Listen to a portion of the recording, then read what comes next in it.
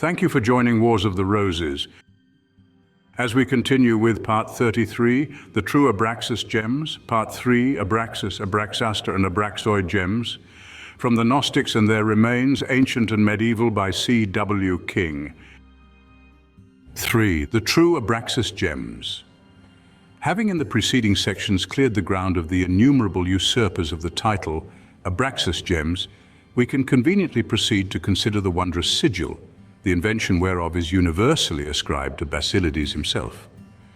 And for this assumption there are very good grounds, for it is certain that such a sigil never occurs executed in a style that bespeaks a date anterior to the grand heresiarchs, the first years of the 2nd century.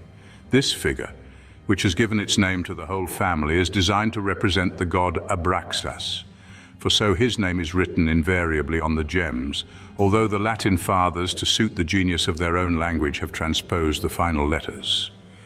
The etymology and value of the name require a whole section to themselves, so deep are the mysteries that they contain.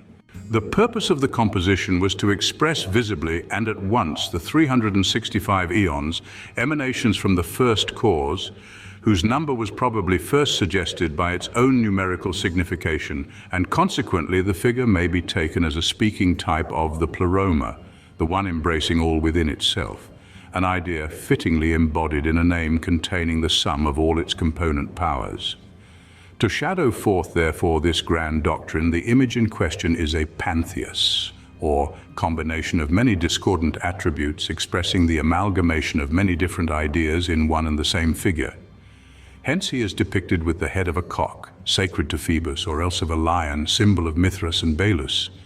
His body, human and clad in armor, indicates his guardian power, for he is a virtue militant, putting on the whole armor of God. His legs are the sacred asps, types of the agathodemon, likewise indicating swiftness, for in this way, says Pausanias, was Boreas pictured upon the coffer of Cypselus.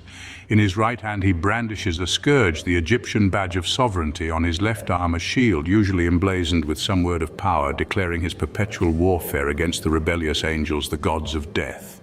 Bellarmine has proposed with much ingenuity an interpretation of this pantheos in the more spiritual sense, better consonant with the esoteric teaching of its inventor. According to him, the whole represents the Supreme Being, with his 5 great emanations, each one pointed out by means of an expressive emblem.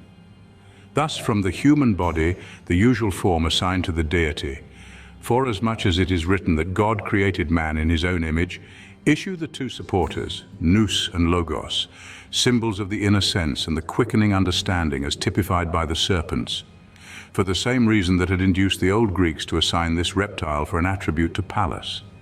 His head, a cock's, represents phronesis, the fowl being emblematical of foresight and vigilance. His 2 hands bear the badges of Sophia and Dynamis, the shield of wisdom and the scourge of power. This pantheos is invariably inscribed with his proper name as seen here, and his epithets, thus and thus, and often accompanied with invocations such as the following: the eternal Son, thou art our Father, sometimes curtailed but generally so arranged as to read the same both ways, or Adonai, the Lord. Besides these regular titles, others are occasionally used of unknown import. Thus a well-engraved Abraxas figure, John Evans, has over his head thus, below his feet thus. In all this, a further relationship to the ancient idea of the sun god is readily to be discovered.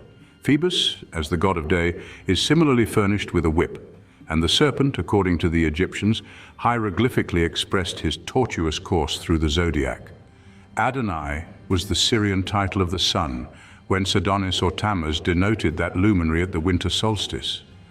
Moreover, the Gnostic epithets above are the very words composing that short prayer, from the use of which at all sacrifices Macrobius, I-23, makes out that the influence of the sun is the power supreme over all. O Sun, Father of all, Spirit of the world, Strength of the world, Light of the world. But the god adored under the name of Abraxas is clearly shown by the Bosanquet jasper, more particularly described elsewhere, exhibiting the pantheos in the very car and attitude of Phoebus, and by the Alexandrian coin of Hadrian presenting Serapis, similarly engaged. That the latter was the solar deity, all mythologists were agreed, and this identity of action would lead one to suspect that Abraxas was no more than the mystic name of the tutelary god of Alexandria. The older Chnupis was occasionally, though rarely, erected with Abraxas on the same talisman, an example of which is offered in one of the most remarkable of the class ever brought under my notice. It was brought from Bombay by a Jew, 1874, and sold to Monsieur Gaston Fouardon, whence it came into the possession of the Reverend S.S. Lewis. Red jasper of fine quality, 1 3/4 by 1 1/4 inch, with figure of Abraxas holding whip and shield, engraved in unusually good style upon the convex face. Round the edge, beginning over the head, runs continuously. At the back of the head thus, under beak thus, over right shoulder thus, probably nexus of thus, across the field, each side of waist, again across field on a level with his loins on each side, perhaps Eoya, the serpent in Syriac. Between the serpent legs, on the other side, which is almost flat, is the Chnupis serpent, erect, with the 7 vowels inserted between the rays of his head. Across the middle of the field, thy God. Over his head, 3 scarabaei in a row. To the right, 3 goats and 3 crocodiles above each other. To the left, as many ibises and serpents so arranged. Gnostic plaque. The most remarkable specimen of the class known to me was obtained January 1876 from Sam Bon, a noted antiquario at Naples.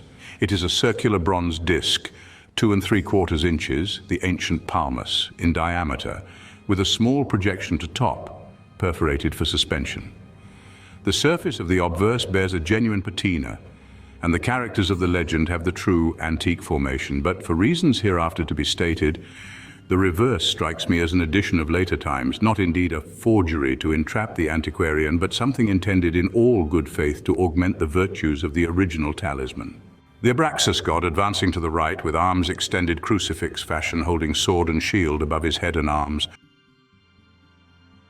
On each side of figure,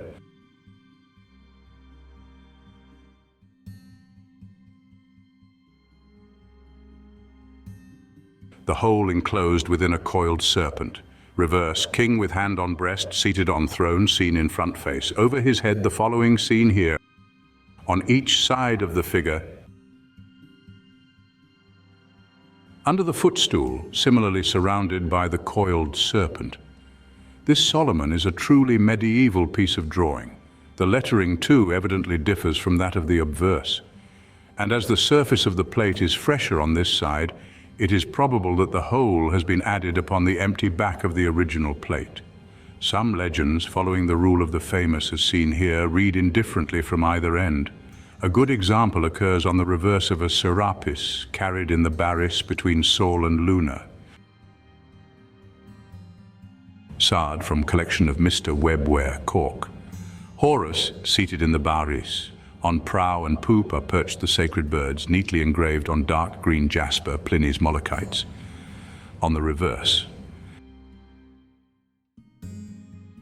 Amongst the various contents of a tomb at Saintes, discovered in 1885, was a metal ring set with a heliotrope engraved with the Agathodaimon, furnished with a human trunk, standing.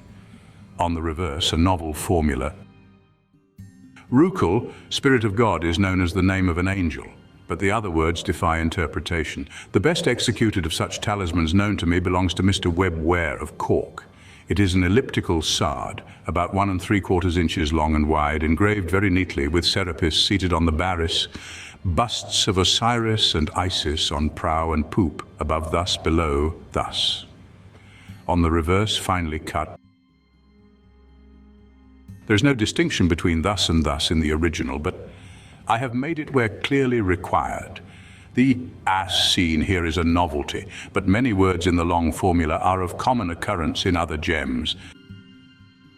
Thank you for watching, and please don't forget to share, like, subscribe and comment, and if you can please consider donating to Wars of the Roses. Links to PayPal and Patreon are in the description.